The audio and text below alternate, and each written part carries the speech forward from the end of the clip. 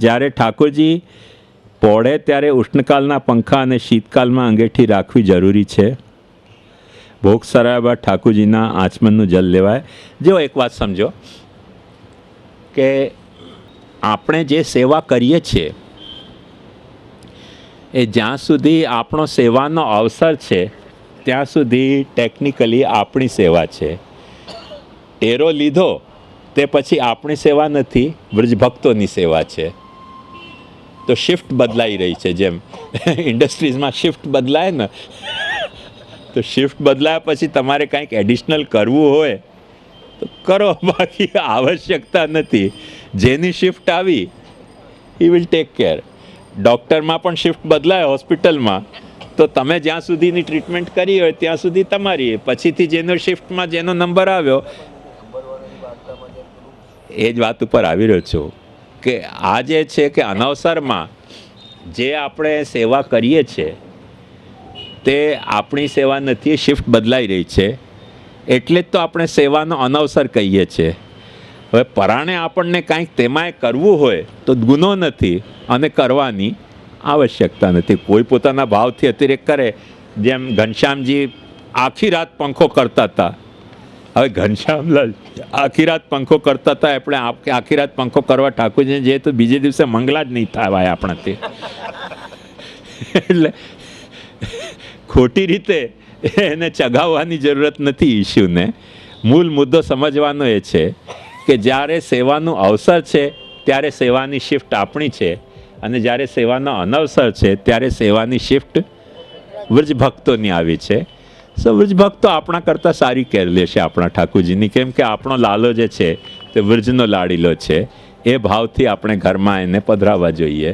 જે આપણને મળે સેવા વ્રજભક્તોના કાનીથી, તેટલી શિફ્ટ આપણી, અને જ્યારે આપણી શિફ્ટ પૂરી થઈ પછી તો ઠાકોરજીની વ્રજભક્તો તો બધી કેર લેવાના જ છે. સો રેસ્ટ એશ્યોર કે એમાં તમારે કરવી હોય તો કરો, એમાં કંઈ દોષ નથી, ને ન કરો તો કંઈ આવશ્યકતા નથી. હવે એકે કરી કંઈક વધારે સેવા તો કંઈક બધાના માટે જરૂરી નથી રહી જતું. જેમ ઘનશ્યામલાલજી પંખો કરતા હતા તો કંઈ બધાના માટે પંખો જરૂરી નથી. બીજી વાત કે ભોગ સરાવ્યા બાદ ઠાકોરજીના આચમનનું જલ લેવાય.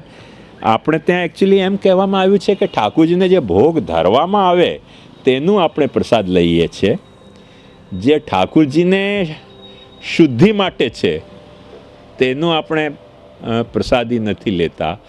દાખલા તરીકે ઠાકોરજીને ગ્રહણના દિવસે શુદ્ધિ કરવા માટે સ્નાન કરવામાં આવે તેનું ચરણામૃત ન લેવાય, કેમ કે સુખ સ્નાન નથી, એ શુદ્ધ્યર્થ સ્નાન છે. તેમજ ઠાકોરજી છોવાઈ ગયા હોય કોઈ કારણથી અને આપણે પંચામૃત કરાવવા પડે ઠાકોરજીને, તો તે પંચામૃત ન લેવાય. પણ ઉત્સવનો પંચામૃત હોય એ શુદ્ધ્યર્થ પંચામૃત નથી, પણ અભિષેક રૂપે પંચામૃત છે, તો તેનો આપણે પ્રસાદ લઈએ છીએ.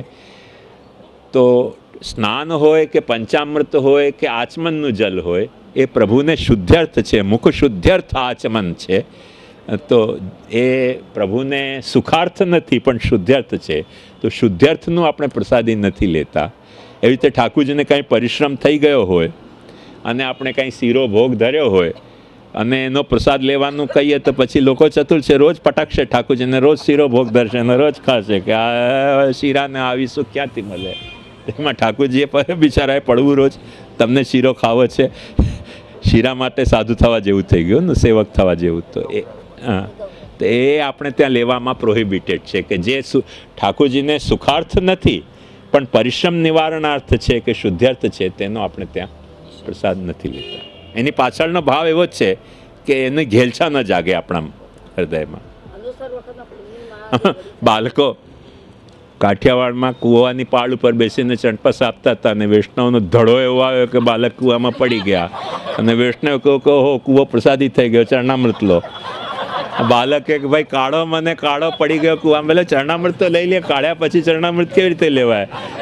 હવે એ દર્દીવાન બાળક ડૂબી જાય તો ક્યાં જાય? તો એનો ચરણામૃત ન લેવાય કૂવામાં પડી ગયા હોય ત્યારે. તમે કેશર સ્નાન કરાવ્યું હોય તો ચરણામૃત લેવાય, નહીં તો બાળક જાય ને નાક કૂવામાં ને લે ચરણામૃત. ખોડ ભૂલી જાય બાળક હોવાની, એવો જો વ્યવહાર થાય તો મને લાગે છે કે સમય થઈ ગયો છે. મને બહુ ખુશી થઈ તમે આટલા બધા આવ્યા અને જિજ્ઞાસુતાથી અને આટલી રુચિથી તમે પ્રશ્નો કર્યા. બધાએ એક જ પ્રશ્નો કર્યા કે બધાએ નોખા નોખા કર્યા ખબર નહીં, પણ જે કંઈ હોય ખરેખર તમે આટલી ઉત્સાહથી સાંભળ્યું, મને ખૂબ જ પ્રસન્નતા થઈ. આશ્રયનું પદગાન કરીને આપણે આ કાર્યક્રમનું સમાપન કરશું. દૃઢયન ચરણાન કેરો ભરોસો, દૃઢયન ચરણન કેરો. શ્રી વલ્લભ નખચંદ્ર છટાબેન, સબ જગમાં જ અંધેરો ભરોસો, દૃઢયન ચરણન કેરો. साधन और नहीं आ कली में, जासो निवेरो. सूर कहा कहे द्विविध आंधरो, बिना मोल को चेरो भरोसो, दृढ़यन चरणन केरम.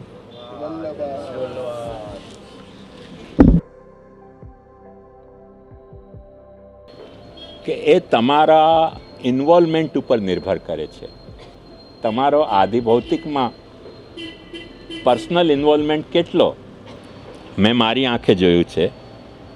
1946-47માં જ્યારે હિન્દુ મુસ્લિમ દંગો ચાલતો હતો, અમારા દાદાજીનો એક માણસ હતો, એ નલ બજારમાં મુંબઈથી મોમેડન એરિયામાંથી આવતો હતો, એના ઉપર તલવારનો ઘા કર્યો.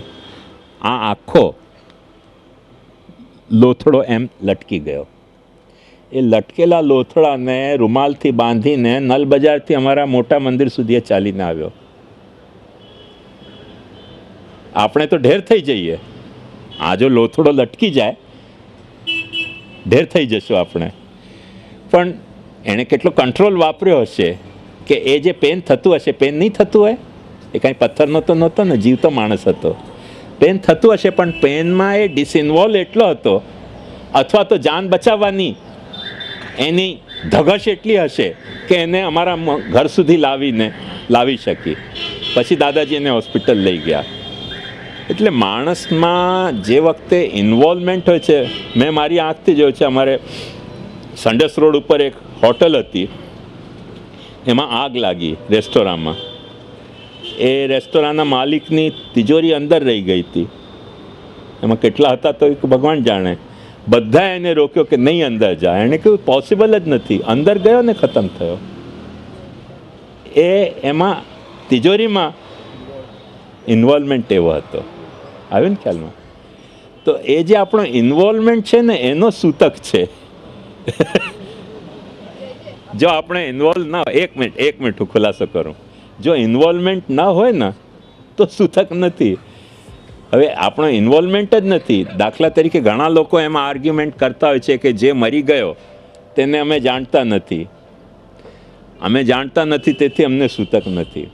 હવે આ એક નવી પ્રોબ્લેમ છે પેલા ખરખરાવાલા ઇસ્યુની જેમ. જૂના જમાનામાં એવું હતું, ગામમાં કોઈ મરી જાય ને તો લોકો અડધા થઈ જતા કે ભાઈ કઈ રીતે આપણે એને હેલ્પ કરી શકીએ, કઈ રીતે આપણે એને આ તબક્કે ત્યાં હાજર રહી શકીએ. એ જાતનો દરેક વ્યક્તિનો દરેક સાથે એવો ઇન્વોલ્વમેન્ટ હતો. એ ઇન્વોલ્વમેન્ટનો સૂતક પિંડરું હતો. મારા દાદાજીએ, મારા ફાધરે, એ જેમની પાસેથી કુરાન શીખ્યા, હકીમ મિર્ઝા હૈદરબેગ, મુગલ હતા. એ જે દિવસે ગુજરી ગયા, ટકો કરાવ્યો, સ્નાન કર્યો કે મારા કુરાનના ગુરુ હતા. મુસલમાનનું સૂતક ગોસ્વામીને કેવી રીતે લાગે? પણ એ કુરાન ભણ્યા હતા એમની પાસેથી, અને ભણવાનો, એમને ગુરુ તરીકે ટ્રીટ કરવાનો એમનો ઇન્વોલ્વમેન્ટ હતો. એટલે એમણે સ્નાન કર્યો અને ટકોએ કરાવ્યો દાદાજીએ. અમને આશ્ચર્ય થયું કે મુસલમાન મરવાનો ટકો હોય. દાદાજી કહો કે ના, એમની પાસે હું કુરાન ભણ્યો હતો. આખો મુદ્દો આપણા इन्वॉल्वमेंट છે. आवे ना ख्याल में? पर सच बात इसमें यह है कि इन्वॉल्वमेंट है कि नहीं है, वो तो नई सूतक पालने के लिए अपन इन्वॉल्वमेंट नहीं है ऐसा कहें कि इन्वॉल्वमेंट नहीं है इसलिए सूतक नहीं पाल रहे हैं? इस दो में मैं आपके बारे में कोई डिसीजन नहीं दे सकता हूँ, आपका मन ही आपको बता पाएगा ना। जैसे खुशी में भी ऐसे होता है ना, डिलीवरी अगर होती तभी भी हम लोग पालते हैं ऐसा, तो उसमें भी अगर इन्वॉल्वमेंट नहीं है, आप जैसे आपने कहा फिजिकली इन्वॉल्वमेंट नहीं, वो सूतक पिंडरू पालने की बात नहीं थी। इनका जो ये था ना कि आध्यात्मिक और आधिदैविक को अपने शरीर के साथ किस तरह हद तक सूतक पिंडरू लगता है वो मानना। मैं भी वही पूछ रही हूँ, अगर अपन माइंडेड नहीं तो विद इन बॉडी की बात थी, रिलेशन की बात नहीं थी। विद इन बॉडी में इन्वॉल्वमेंट का क्राइटेरिया है और आउटसाइड द बॉडी रिलेशन और इन्वॉल्वमेंट दोनों क्राइटेरिया हैं शास्त्र के हिसाब से। क्योंकि इस बॉडी में तो रिलेशन का प्रश्न नहीं उठता है ना।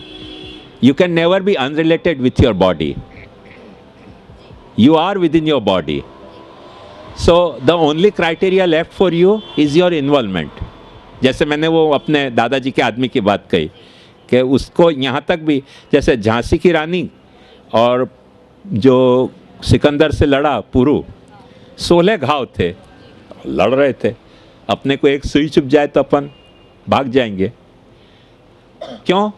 क्योंकि उनको घाव में इन्वॉल्वमेंट नहीं था, युद्ध में इन्वॉल्वमेंट था। आया ना ख्याल में? तो ये जो है वो अपने आधिदैविक और आध्यात्मिक जो अपने पर्सनालिटी का एस्पेक्ट हैं, उसका बॉडी में इन्वॉल्वमेंट की बात थी, सूतक पिंडरू की बात नहीं थी। वो उसमें छूते हैं कि नहीं छूते हैं, ये स्पेसिफिक इनका क्वेश्चन था। उस पर मैंने ये जवाब दिया कि यदि आप इन्वॉल्व हो बॉडी में तो बॉडी के जो वो हैं वो आपके आध्यात्मिक पहलू को भी टच करेंगे और उसके जरिए आपके आधिदैविक पहलू को भी टच करेंगे। यदि आप इन्वॉल्व नहीं हो तो वो टच नहीं करते हैं। है ना ख्याल में? ये जो सोशल जो सेटअप है उससे रिलेटेड बात नहीं थी, साइकोलॉजिकल सेटअप की बात थी। इसीलिए अपने यहाँ आता है कि जब वो रजस्वला थी और सेवा करना चाहती थी तो उसको छूट दी गई। ठाकुर जी ने कहा कि अच्छा मैं तेरे को छूट देता हूँ, क्योंकि उसका इन्वॉल्वमेंट ठाकुर जी में ज़्यादा था अपने बॉडी के बजाय। वो सोशल सेटअप की बात नहीं थी, पर्सन टू पर्सन एक दूसरे में इन्वॉल्व होने की बात थी। So there is a difference between, so क्योंकि अपन अपने पर्सनल जो पैरामीटर है उससे सोशल पैरामीटर को माप नहीं सकते।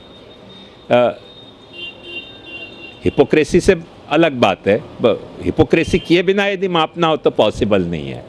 और ये जो अपनी बात है कि मेरे शरीर में मेरा इन्वॉल्वमेंट कितना है, तो वो तो कोई डिसाइड क्या करेगा? आप ही को डिसाइड करना पड़ेगा ना कि आपको अपने शरीर में इन्वॉल्वमेंट कितना है।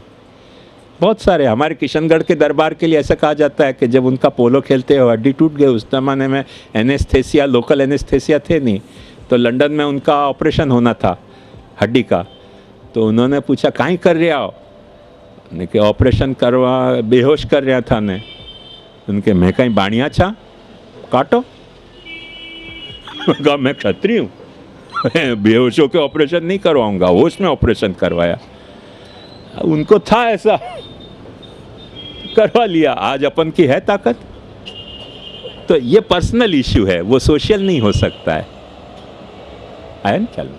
बॉडी की जो बात है विद इन द बॉडी वो पर्सनल साइकोलॉजी से रिलेटेड बात है, और विद इन द सोसाइटी वो सोशल पैरामीटर की बात है। तो सूतक पिंडरू जो है वो सोशल सिस्टम का बात है, पर्सनल की बात नहीं है। जैसे एक बात बताऊं, बाप बेटों में झगड़ा हो जाए तो भी बाप का सूतक बेटे को पालना ही पड़ेगा। अब वो ऐसे नहीं कह सकते कि बाप बेटों में झगड़ा हो गया और मैं उसको बाप नहीं मानता। क्यों? कि वो सिर्फ इन्वॉल्वमेंट की बात नहीं थी, social relation as well as involvement दोनों की बात थी। आया ना ख्याल में? और within the body relation की बात नहीं है, because you are whole one with triple personality. तो उसमें सिर्फ इन्वॉल्वमेंट का क्राइटेरिया है, ये डिफरेंस है।